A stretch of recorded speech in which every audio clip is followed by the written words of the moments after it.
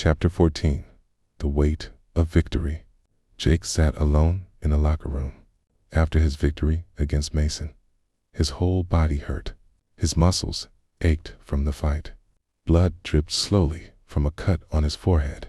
His hands shook from the force of his own punches. He had won, but something felt wrong.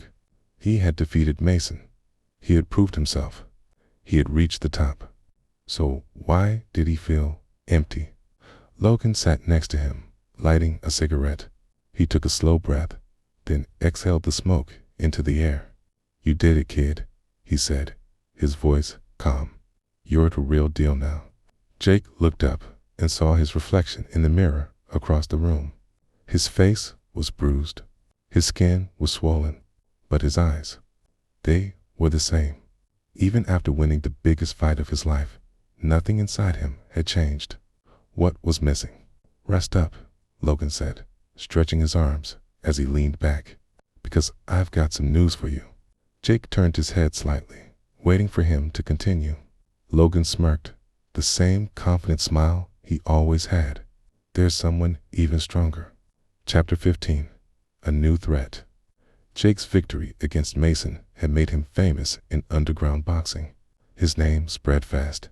Fighters talked about him. Some wanted to challenge him. Others wanted to stay far away. But fame also brought danger. One evening, Logan handed Jake a file.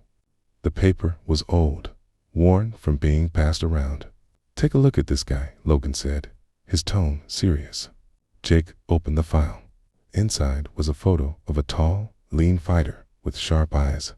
Underneath the picture, a name was printed in bold letters: Gabriel the Phantom Carter. 21 wins, no losses, Logan said, tapping the file. Fastest knockouts in history. People say he doesn't even get hit.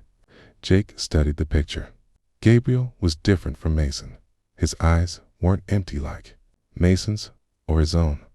They were sharp, focused. There was something controlled about him, something dangerous. "When do we fight?" Jake asked, his voice steady. Logan chuckled, shaking his head slightly. "That's what I like about you, kid. You fight him in 2 months."